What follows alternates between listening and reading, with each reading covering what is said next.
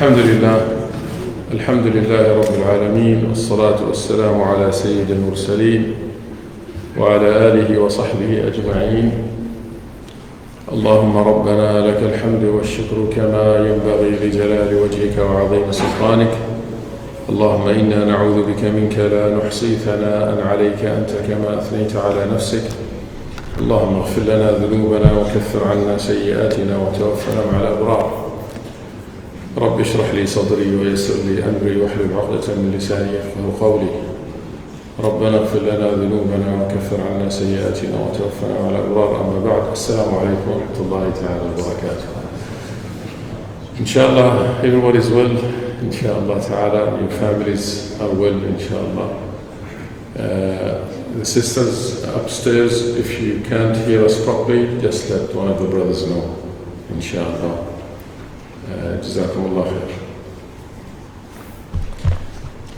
We missed last Friday, unfortunately, but alhamdulillah, we are back talking about the beautiful and magnificent life of Rasulullah sallallahu alayhi wasallam, who is so much beloved to Allah tabaraka wa ta'ala that talking about his seerah, talking about him sallallahu alayhi wasallam, brings us closer to Allah azza wa jal. He was beloved to Allah tabaraka wa ta'ala, and Allah ta'ala promised him sallallahu alayhi wasallam that he will keep giving him until he is pleased. وَلَسَوْفَ يُعْطِيكَ رَبُّكَ فَتَرْضَى.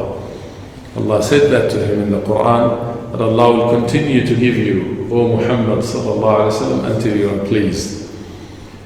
In the last time we met, we said that the mushrikun of Quraysh, the pagans of Quraysh, when they tried different things to try to persuade Rasulullah sallallahu alaihi wasallam and the Sahaba radiyallahu anhum, the companions, both men and women, they tried to persuade them to desist and stop from inviting to Allah tabaraka wa ta'ala. And they failed. They tried everything. They accused Rasulullah sallallahu alaihi wasallam of witchcraft and being a magician and being a poet and being insane and crazy, na'udhu billah. And they tried to hurt him physically and emotionally and psychologically. And they did that with his companions, with Bilal and Mus'ab and Sa'ad and many others. They tried all of that. But when a person lives for a purpose, and what can be better purpose than believing in Allah Tabaraka wa Ta'ala and inviting to Him?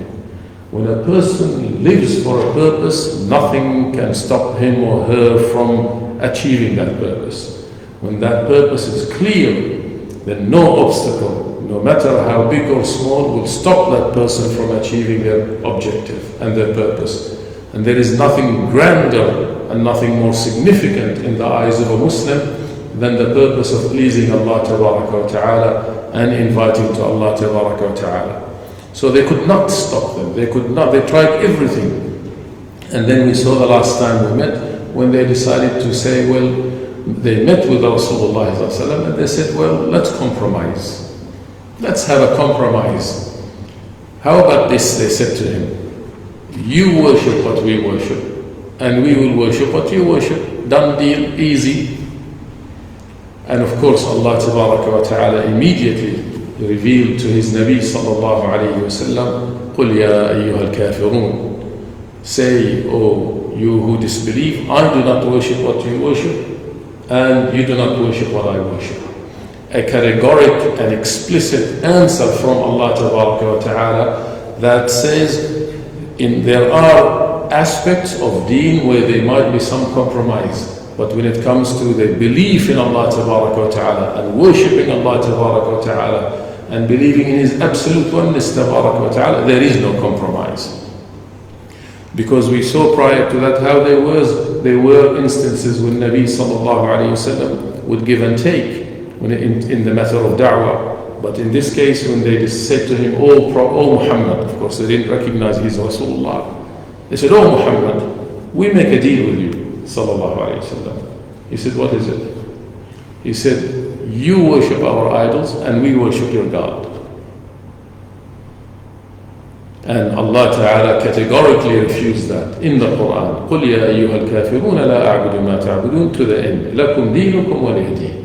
You have your deen and I have my deen. And I said last time we met that these compromises that happened historically, or the request to compromise deen that happened with Rasulullah ﷺ, remains unabated.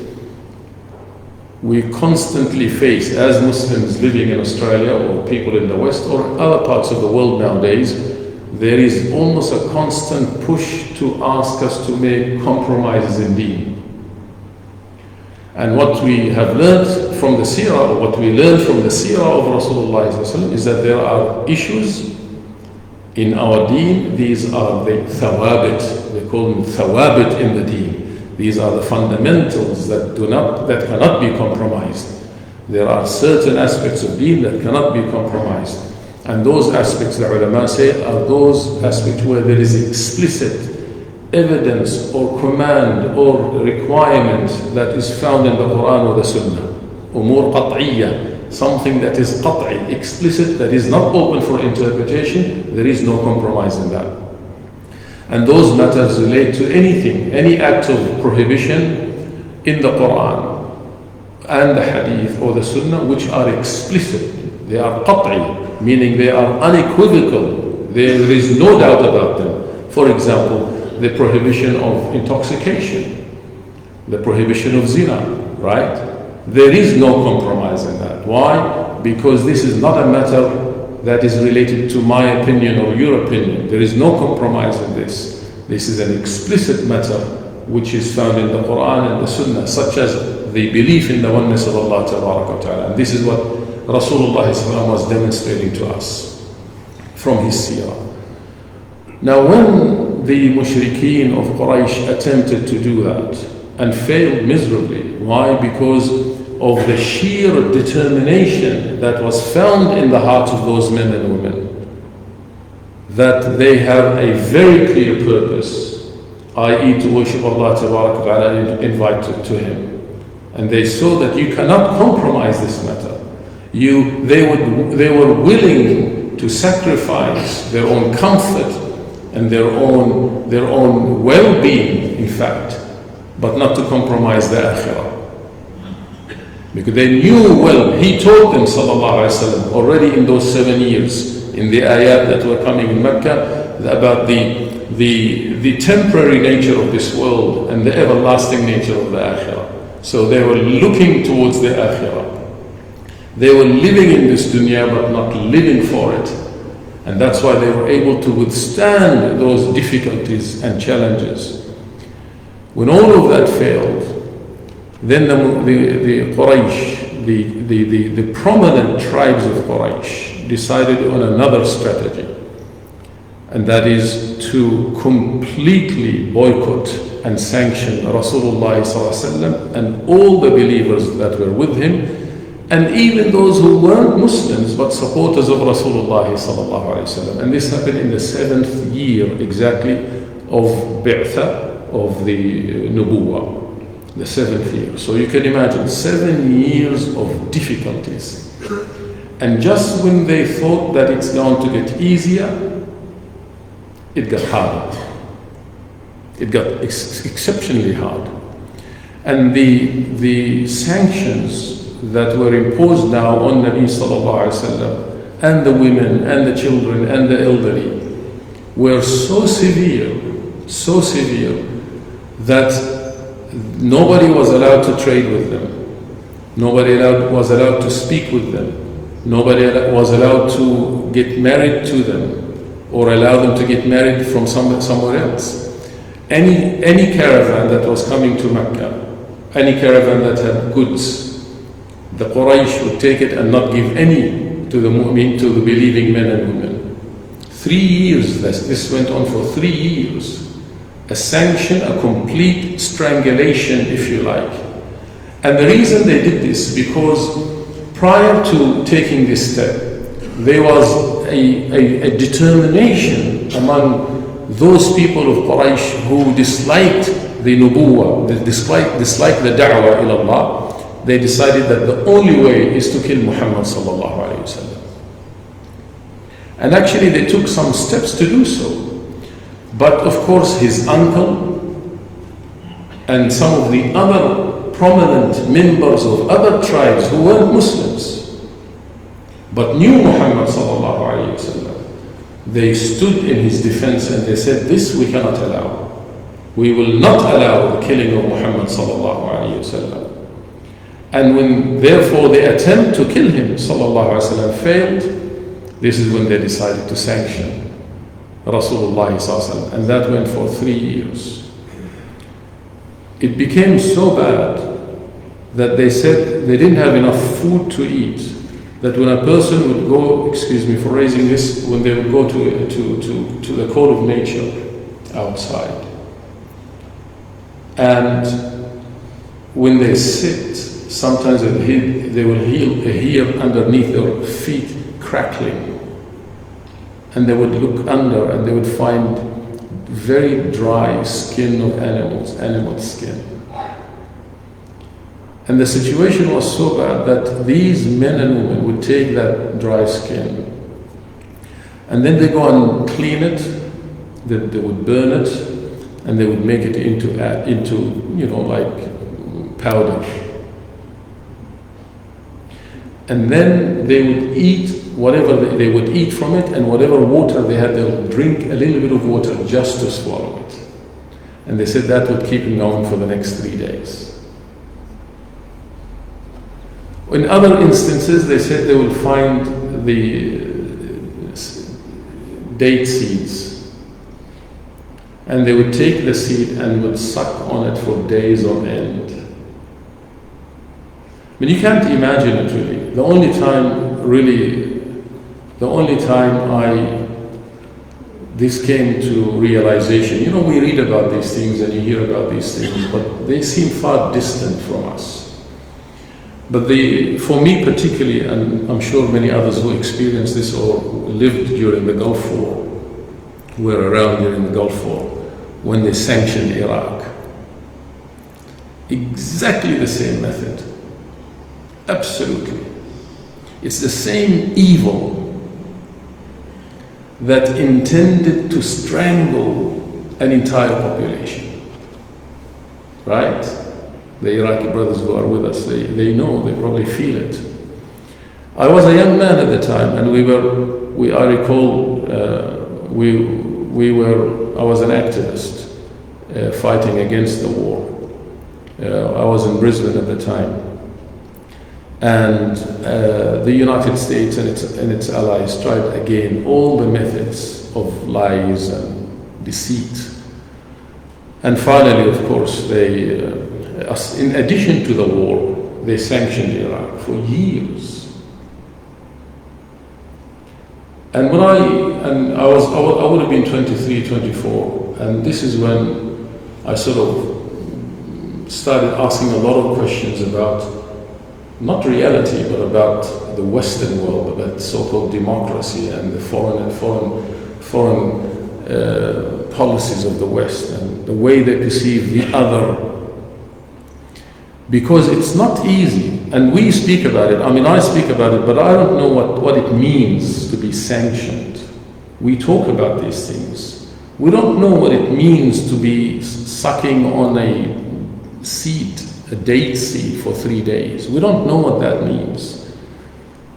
But believe me, the people of Iraq knew what that meant. Because they even stopped formula milk, powder milk going to Iraq, right? Which caused the death of 500,000 children. 500,000 children. This has happened in our days. And when the then Foreign Secretary or Secretary of State of the USA at the time on 60 Minutes live, this was live on 60 Minutes. She passed away recently. Allah knows her masir, Allah knows her destiny. She was asked, was it justifiable that 500,000 children died through the sanctions? And her response was yes. Right? So, and Rasulullah lived that for 3 years. And he is Rasulullah. So somebody might ask, well, why did he have to go through all of that? Why did Khadija radiallahu anha, who was there, and we shall see later what happened to her and to his uncle because of this sanction. Why did they have to go through all of that? Surely Allah Ta'ala could have sent down a ma'idah, a banquet unto them as he did to Isa and his disciples, right? Of course he could. Allah Ta'ala qadir, Allah can. But Allah Ta'ala also knew that this is the ummah that is going to carry the heaviest weight. No other ummah will carry the weight that this ummah will carry. This is the weight of the final message. Because Allah Ta'ala also knew that His Rasul Sallallahu Alaihi Wasallam will die. And it is this ummah, it is the Sahaba radiallahu anhum, those men and women and their offsprings unto our time and thereafter will have to carry this responsibility. And therefore they needed to be taught how to have patience, and how to have perseverance, and how to withstand difficulties, and how to shoulder responsibility despite all the challenges, and how not to crack at the smallest or the first of tests. And of the greatest of those lessons, perhaps, aside from, of course, tawakkul on Allah, reliance on Allah, and yaqeen on Allah, and that Nasr will be coming. 3 years they are sanctioned. Nobody can talk to them, nobody can deal with them, nobody can marry from them, nobody can give them food, nothing can go in and nothing can go out. People used to say in Mecca, we used to hear the cries of the babies coming from inside the sanctioned camp. And we cannot even describe in words the stress and anxiety perhaps, and the feeling of perhaps, hopelessness. But it is the strength of imaan. And one of the greatest gifts that Allah Ta'ala gives people who in these circumstances, if they were to withstand because of Allah Ta'ala, one of the greatest gifts that Allah gave is something we read in the hadith this morning after Fajr. Sabr. And there's this beautiful hadith that we read, and at the end of the hadith, if you recall, the hadith says, and there is no greater gift. When the people came, he says, Sahabi said, جاء بعض الأنصار. Some of the Ansar came to Rasulullah, فسألوه فأعطاهم. They asked him, and he gave. فسألوه فأعطاهم, and they asked him more, and he gave them. حتى نفد ما عنده, until he had nothing, sallallahu alaihi wasallam. And that was his nature, alayhi salatu wasalam. He never said no for anybody who asked for anything, if it was halal, of course. Until after he gave them everything, he then gave them an advice. He gave them an advice to them and us. And we said this morning, the ulama say that he only gave the advice after he gave everything. Because it's for a reason. Because one, he's generous and he's kind, and he's very considerate of people's affairs. He didn't want to make them feel embarrassed. If he gave them the advice first and then decided to give them, they would probably not take it. And then after he gave them nasiha. مَنْ يَسْتَعْفِفْ يُعِفُّهُ اللَّهُ وَمَنْ يَسْتَغْنِي يُغْنِهِ اللَّهُ. Whosoever exercises self-sufficiency, Allah will make him self-sufficient. And whosoever exercises chastity, Allah will make him chaste. وَمَنْ تَصَبَّرَ صَبَّرَهُ اللَّهُ. And whosoever exercises patience, Allah will endow him or her with the quality of patience. And notice in all of these three things, the imperative or the emphasis is on doing. You must do to receive. And then towards the end of the hadith, the Nabi says, and there could be no greater gift. أفضل وأوسع. خير وأوسع. No better gift and no vast gift better than sabr. better than Sadr. And this is what they are being taught. Because what is going to come after Mecca, when they go to Medina, is going to even be more challenging. And even later on, you shall see, when now all the major superpowers of the day would try to collide against a small group of believers, they would need, radiyallahu anhum, this faith. Now, three things happened immediately after the sanction.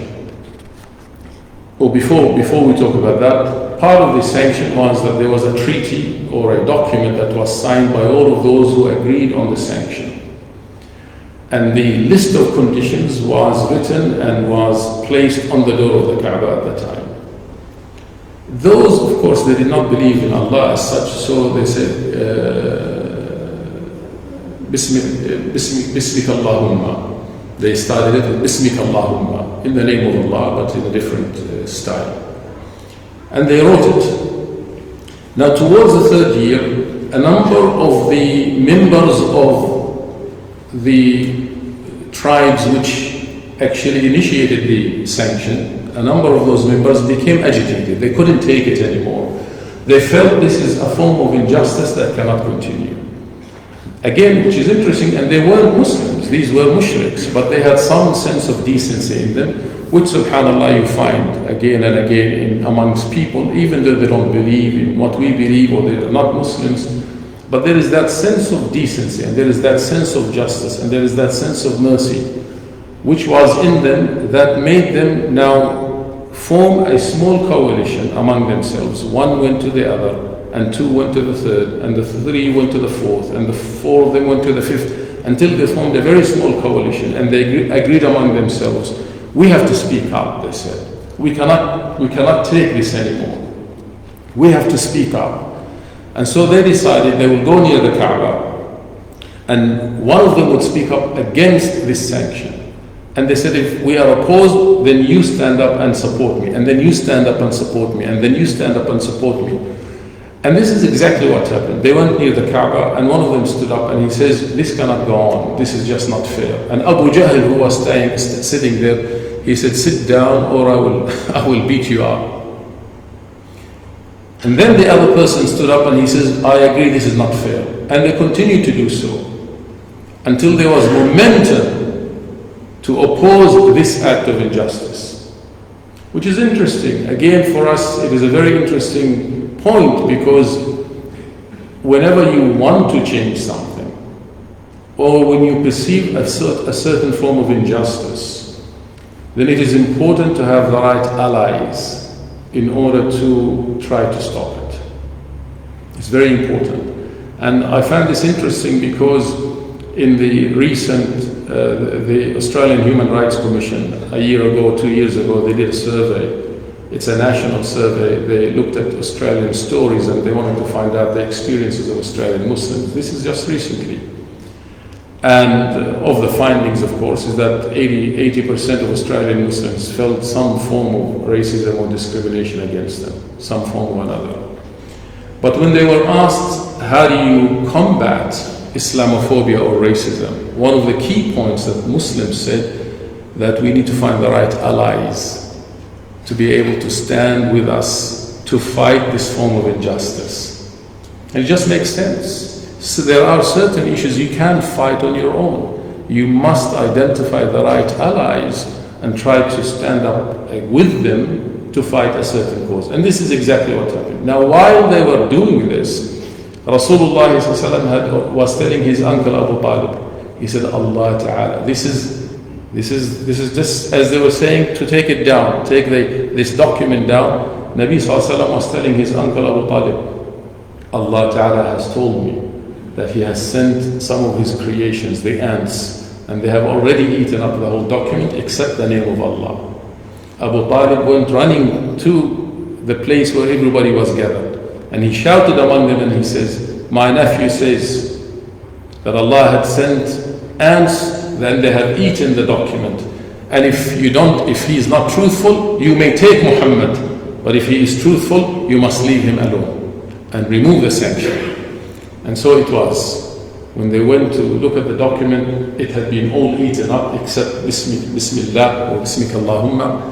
And they realized this brought the end of the sanction against Nabi sallallahu alayhi wasallam and his companions. Of course, the consequences of that sanction were severe in many ways. One of which, of course, is that it led to the death of Khadija radiallahu anha. And of course, it led to the death of Abu Talib. And as you should know by now, that these were the foremost supporters of Rasulullah sallallahu alaihi wasallam. I mean, I just cannot imagine the sadness that befell Rasulullah sallallahu alaihi wasallam when particularly his beloved companion and beloved wife Khadija radiallahu anha passed away. You have seen how much he loved Khadija. You have seen how much he loved her. He loved Khadija. He adored Khadija radiallahu anha. And Khadija was loved by Allah tabaraka wa ta'ala. Did he not send Jibreel alayhi salatu salam to give Khadija salam? Did Allah not send Jibreel to give Khadija salam? Of course he did. While she was sitting in her own house. Allah gives you salam, O Khadija, and He promises you of a palace in Jannah in which you will find no fatigue and no difficulties and no hardship. As if Allah is saying to her, a day will come when you will be in so much hardship. Just don't worry, Khadija, because you have already been promised comfort in Jannah.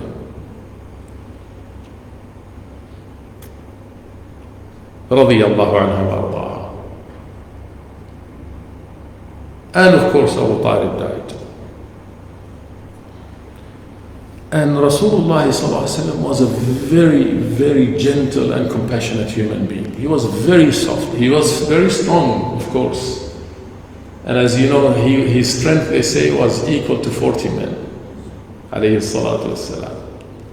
40 men. Ali radiallahu anhu, Ali, the warrior, radiallahu anhu, he says in the battlefield, إِذَا حَمِيَ الْوَطِيسِ اخْتَبَأْنَا وَرَاءَ النَّبِيِّ صلى الله عليه وسلم. When the going got tough in the battlefield, we hid behind Rasulullah sallallahu alayhi wasallam. He was a very strong, brave human being, but he was very gentle and very compassionate and very soft, affectionate. And the slightest scene of injustice would cause so much pain to him sallallahu alayhi wasallam. And now his beloved Khadija radiallahu anha passed away. And of course Abu Talib passed away. And we will come back to those two incidents in a while, inshallah. But there are three things that happened immediately after this, and they are all of significance. One is the hijrah to Habasha, the migration to Habasha. Now there were two migrations that happened. One that happened in the 5th year of Nubuwwah, when things were also going really tough. Rasulullah had asked them to migrate to Habasha, and at the time it is said between 15 to 20 only migrated. Among them was Uthman bin Affan radiallahu anhu. And in that same year, the year that they migrated to Habasha, and the 5th year of Hijrah, or the 5th year of Nubuwwah, that is when also the news got to them that Umar and Hamza had become Muslim. Hamza, of course, then Umar. And when Hamza radiallahu anhu and Umar became Muslim, the news spread that things are good therefore. And that's what they heard in Habasha. That if Hamza and Umar had become Muslim, then things are much better than what they were before. So they came back. But of course, things weren't better. And now, after the sanction, the situation was very severe. And Rasulullah was concerned for the lives of the Sahaba. And that is when he allowed them to make the hijrah to Habasha. So that is the first thing. The other incident that happened, which we will talk about in details inshallah, is the Mihna to Ta'if, the Mihna or the trial of Ta'if. When he sallallahu alayhi wasallam felt that maybe I should try somewhere else outside of Mecca. I have tried and tried and tried in Mecca But it's getting worse. Yes, people are becoming Muslim, but you are talking about a few hundreds only, no more. And then he said, I will try somewhere else. So the incident of Ta'if happened. And third, and straight after all of those, especially after Ta'if, which was excruciating. Ta'if was excruciating. If you thought that the sanction was difficult, then Ta'if was the most difficult for Rasulullah, believe it or not. Even worse for him than all the battles that happened after. Because that's what Aisha radiallahu anha said. When she was asked, what was the most difficult for Rasulullah, she says, Ta'if. And you shall see why. And because it was so difficult, so excruciating, Allah subhanahu wa ta'ala then gave him the ultimate of gifts. Straight after that, the Isra and the Mi'raj. The Isra and the Mi'raj. In this sequence. The Hijrah to Habasha. Then he goes to Ta'if sallallahu alayhi wa sallam. Things happen in Ta'if. And then he comes back completely distraught. Alayhi salatu wassalam. And then Allah tabarak wa ta'ala gives him what he gave no other human being on the face of this earth. He hasn't given it to any Nabi, even alayhi salatu wassalam, and that is the Isra and the Mi'raj. As for the Hijrah, Rasulullah sallallahu alayhi wa sallam said to a number of the Sahaba, and by the time they were about 85 who made that Hijrah to Habasha, Abyssinia. And he sallallahu alayhi wa sallam, before in fact telling them to go to make the Hijrah, Allah Ta'ala had revealed some ayat in the Quran, essentially saying to the believers that if you are unable to sustain your deen in where you are, Ardullahi wasi'a. Allah's land is vast. Go where you can sustain your faith. وَالَّذِينَ هَاجَرُوا فِي اللَّهِ مِنْ بَعْدِ مَا ظُلِمُوا لَنُبَوِّئَنَّهُمْ فِي الدُّنْيَا حَسَنَةً وَلَأَجْرُ الْآخِرَةِ أَكْبَرُ لَوْ كَانُوا يَعْلَمُونَ. Allah Ta'ala says, and those who made hijrah for the sake of Allah after they have been oppressed, Allah will give them an abode in this dunya. And some ulama say this was referring to Medina, meaning Allah Ta'ala will give them Medina, and Allah will give them an abode or a home in Akhirah. And dhulm is one of those criterias. Oppression, being oppressed, is one of those criterias that allows a Muslim to leave his or her homeland and find a place where there is no dhulm, no oppression and tyranny. Because historically and even nowadays, if you look any place where there is dhulm, it is almost difficult to practice one's faith freely. And the ulama say in situations, in places where there is peace and security and the absence of dhulm, then it is more possible to practice one's faith freely, which is quite interesting. And it is according to this, the ulama of the past decided to categorize the world into Dar al-Harb and Dar al-Islam and Dar al-Hudna and the abode of peace and the abode of war and the abode of Islam and the abode of Silm and the abode of etc. Dar al-Harb ila akhirih. And I'm not going to talk about this, it's a long topic, but one thing I want to mention here. For example, Al-Imam Abu Hanifa rahmatullah alayhi, he said, there are two conditions that if found in a country makes it a Darul Silmi or Darul Islam. It makes it an abode of peace, Islam, an abode of Islam. Two things. Al-Amn. One is Amn, to feel safe and secure. And two, the freedom to practice your faith. Quite interesting, very insightful, right? Very, very insightful. Imam Shafi'i rahmatullah alayhi said, and he said that is true even if the majority of such a nation are not Muslims. Are you following? And that's why I say this, because in the minds of some of our young brothers and maybe sisters, they have this misconstrued understanding, this mistaken understanding that a country like Australia is automatically, they say, is Darul Harb. This is the abode of war or abode of kufr, Darul Kufr. And you have to be very careful when you make these claims. You need to understand what the ulama say before we make these claims. And the ulama spoke at length about this. And if you take the conditions of Imam Abu Hanifa rahmatullah alayhi, and if you take what Imam Shafi'i rahmatullah alayhi said, if you feel secure to practice your faith openly, and you are safe, then literally, according to them, it is not an abode of kufr. It's a long discussion, but this is the gist of it, right? And I think this is very important. And it is for this reason, perhaps, Rasulullah sallallahu alaihi wasallam decided to ask the Sahaba to go to Habasha. Now, Habasha, as you know, was not Muslim, right? So technically, it was Darul Kufr. Technically, if we take the simplistic definition, then technically Habasha was the abode of Kufr. Sahih? They were not Muslims. What were they? Christians. And Najashi was what? He was a Christian. But the rationale or the reason that Rasulullah sallallahu alaihi wasallam asked the Sahaba radiallahu anhum to migrate to Habasha was quite interesting. And you all know the story. I don't have to tell you, but I'm just repeating for the sake of repetition here. He sallallahu alaihi wasallam says, migrate to Habasha.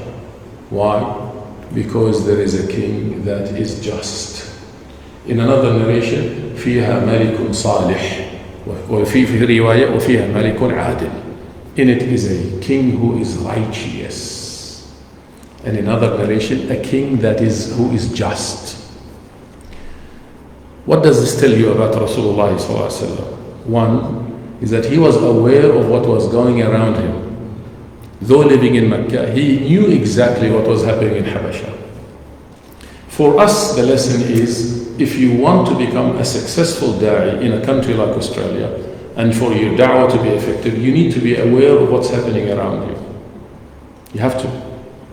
A Muslim cannot live in isolation. A Muslim must be aware of what is going around him. Definitely.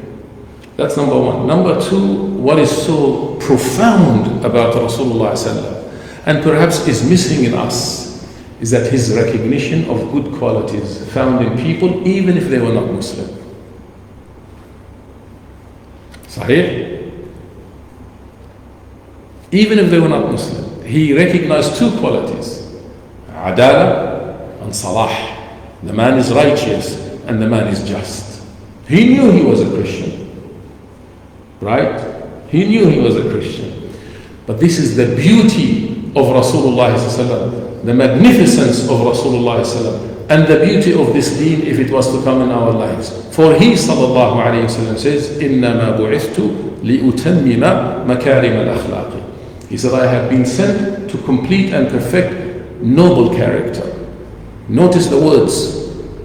لِأُتَمِّمَ. He said, I have come to complete. Meaning it exists. Makarim al-akhlaq exists. Noble character exists. And there are people who may not be Muslim who have noble character. Makarim al-akhlaq. But I have come to perfect it and to complete it. In other words, if you were to practice the deen of Allah Ta'ala and the sunnah of Rasulullah sallallahu, most definitely you will have this noble character that is perfect, inshaAllah Ta'ala. And part of noble character, my brothers and sisters, is when you see good in others to recognize it. What that does is it kills prejudice in the hearts. Because prejudice or racism is not to recognize the good in others and only to think you are better than them, for whatever reason. In the case of Shaitan, he thought he was better because he was created from a certain material, fire, and Adam was created from another material. So substance was different. Shaitan thought based on substance, on material substance, I am better. How is that different from somebody who says, I am better than him because of my wealth, or because of my lineage, or because of my race, or because of my color, or because of my race? How is that different?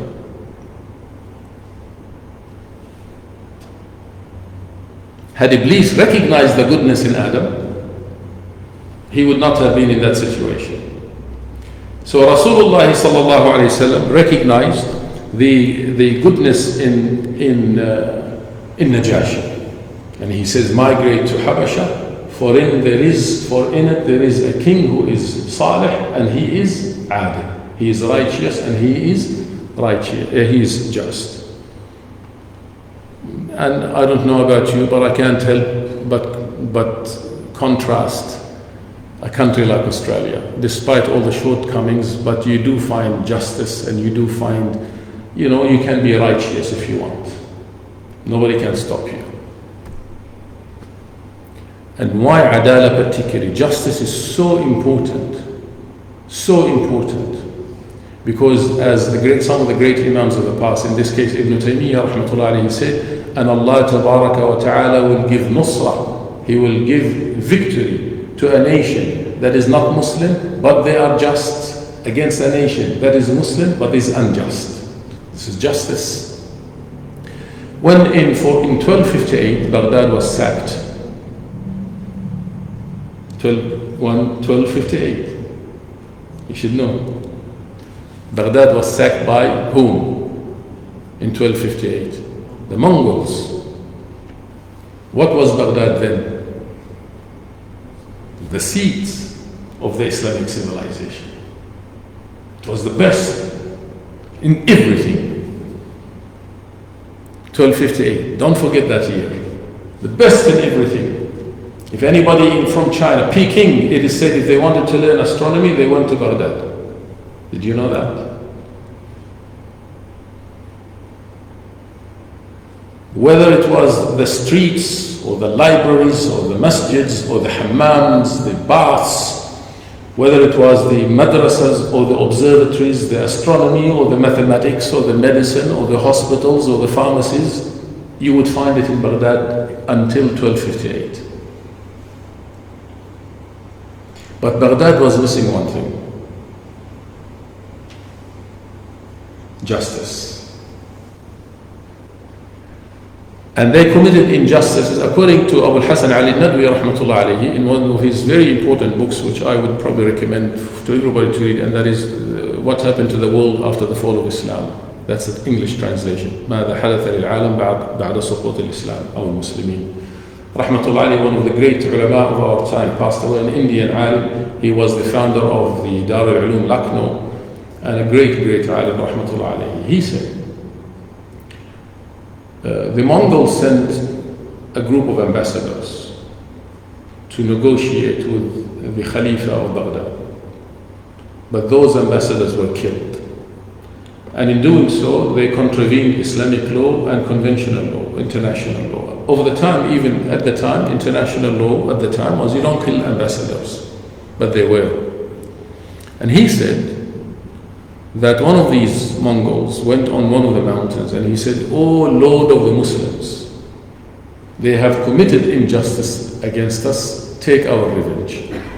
Now Allahu A'lam of the accuracy of the report, but one thing for sure, Baghdad was sacked after 40 days, in 40 days, in 1258. Sacked means demolished. It was the most powerful military at the time, the most powerful economy, the most powerful intellectual center of the world. And it took 40 days for it to be ruined.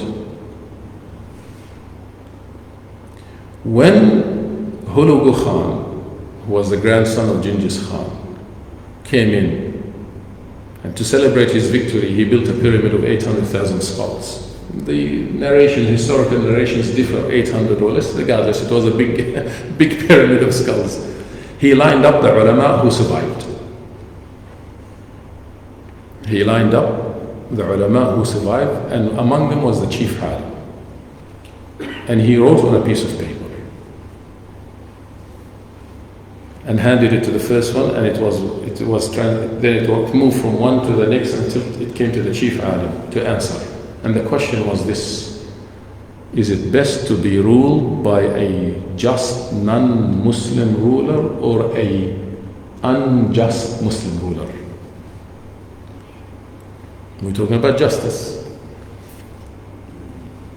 And it's a difficult question, very difficult question. And that's why they passed the buck until the answer came from the chief alim. And he says, by a just non-Muslim ruler. Because if he was just, then he will allow you at the very least to practice your faith. All you have to do, my brothers and sisters, look at what's happening in Muslim majority nations today, where there is injustice and tyranny and oppression. People can't breathe. They can't speak their mind. The freedom of speech is not there. Right?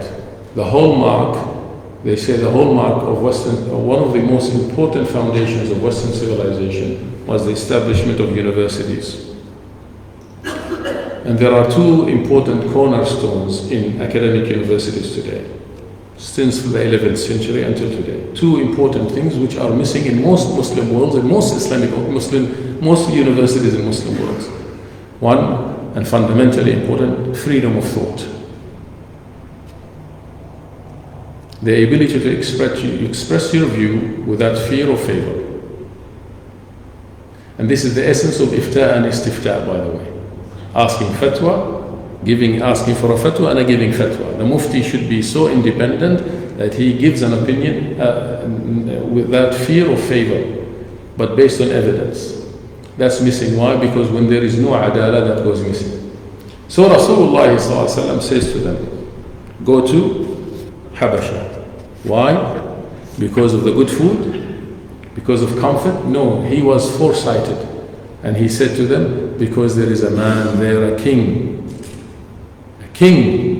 the government there, the ruling, he is just and he is righteous. And we will talk in more details about this possibly next week because of time, but there are a few reasons why the ulama say for the hijrah. One is this fundamentally, is that there is a man who is just, a king, not just a man, a king who is just and who is salih, righteous. And Rasulullah ﷺ knew well that you will be able to practice your faith, deen freely. Rasulullah ﷺ didn't want them to go there for comfort.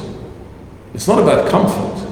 That's secondary. If it comes, alhamdulillah. Most important is deen. So that's number one. Secondly, they say dhuhur al-iman. Iman was growing actually in Medina, not diminishing. Yes, persecution was growing, but iman was growing. And that's an interesting phenomenon, by the way, and perhaps it's a glad tidings for Muslims today, that despite all the challenges, you do see Islam is on the rise. There is a resurgence, definitely. And the ulama give this similitude or this example, which you find in the Quran, about the sea, the water of the sea, and the foam that's on top of it. Haqq and batil is defined in this way in the Quran. Haqq is the water of the sea, and batil is the foam on top, al-raghl, on top of the. As the sea rises, what rises with it? The foam. So you, the observer, you see this foam, which is batil, rising and rising and rising. But it's an indication of what? Of the water rising. Haqq is rising. Definitely. Until such a time, and that time can only come when Allah Ta'ala decides. When He decides to blow the wind of haqq, and then the foam disappears, and what remains? The water. Allah Ta'ala says that in the Quran. And then when the wind comes, ذهب الحق زهق الباطل, the batil will disappear, and haqq remains. And this is what was happening in Mecca. Haqq was rising, iman was rising, and batil seemingly was also rising. And because of this, Rasulullah said, some of you go to Habasha now. The other reason for that is that Nabi ﷺ wanted the message to spread elsewhere. And he knew a time will come when this deen will spread elsewhere. What is interesting is that before the hijrah to Habasha, the complete surah of Maryam was revealed.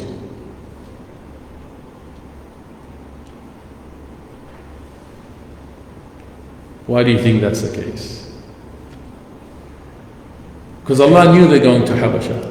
They're going to a Christian land. Allah Ta'ala wanted to teach them their aqidah about Isa alayhi salam and Maryam, but also teach them how do you respectfully dialogue with the Christians on these matters. You are going now to a place that is full of Christians. The king himself is a Christian. And inevitably, you will have to be asked about these questions. And so you as a Muslim living in Australia, living in Habasha, you need to know how to indulge in these discussions. One, without compromising your fundamental values, but secondly, by being respectful in your dialogue. And you see this happen when Ja'far stood before Habasha and he answered the questions. Right? Because preparation is important. You can't assume that we know. And I always say to brothers who come and say, brothers or sisters, they say, people come and ask us about Islam, what should we do? I said, answer what you know. But if you don't know, be humble enough to say, you know what, I really don't know the answer. Let me go and find out for you and I'll come back to you. We have to be careful how to respond, because it's not just about responding. There is adab in responding. There is an adab. There's a sunnah of responding. It's not about defeating the opponent. It's not about that. It's about you upholding your beautiful, sublime standards which were taught to you by Rasulullah, regardless of what happens to the opponent. That's what it is. You never lower your standards even if others do. That's what the point is. This is what we learn from the story of Dubab radiallahu anhu, right? You remember Dubab? When he came and he said to Rasulullah, I heard what people say about you and I think you are possessed and I can cure you. Did he not say this to Rasulullah? He's an opponent, very aggressive in this case, and very rude in fact. How insulting you come to say to Rasulullah, you are madman, you are possessed, I can cure you. And Rasulullah taught us, you don't lower your standard. He looked at him with a beautiful smile on his face, and when he finished, he said, Intahayta ya Aba Fulan. Ya Aba Fulan, have you finished? He said, I have finished. Are you sure you finished? Khalas, get it out. He said, I finished. And he looked at him and he said, Inna alhamdulillah, nahmaduhu wa nastaghfiruhu wa nasta'inuhu wa nu'minu bihi wa natawakkalu wa nashhadu an la ilaha illallah wa anna Muhammad Rasulullah. The khutbah that you hear every Friday, the beginning khutbah. That's how he responded. The man melted. Because he's an Arab, he knows these words. They are very powerful. And commenting on this, one of the leading Indian scholars said about this. He said, what this tells us is that Nabi SAW never responded to batil with batil. He never responded to falsehood with falsehood. But he always responded to batil with haqq. He never lowered his standards when others did. Because that is what it means to be a Muslim. It's not about subjugating or humiliating or winning against the other, but it's about how do you retain your principles and not compromise them regardless of what the other does. And this, I guess, we've come back a full circle on the question of justice. And one alim said, yes, we hate injustices and we will stand against injustice no matter what. You have to hate injustice because it's an act of cruelty which Allah does not like. Allah forbidden zulm and injustice. You have to hate it also. But if it comes to it and you have no choice, you'd rather be oppressed and not the oppressor. Never be an oppressor, because Allah's help is never with the oppressor. And Allah Ta'ala will give chance to the oppressor, and then when he takes him, He will not let him go. But Allah is always with the oppressed. Even after some time, Allah Ta'ala will help them. And there is no barrier between the dua of the oppressed and Allah Ta'ala. Barakallahu feekum wa sallallahu ala Sayyidina Muhammad. To be continued inshallah. Assalamu alaikum wa rahmatullahi ta'ala. Sallallahu ala Sayyidina Muhammad. Subhana rabbika rabbil izzati amma yasifun. Wa salamun ala al-mursaleen. Walhamdulillahi rabbil alamin.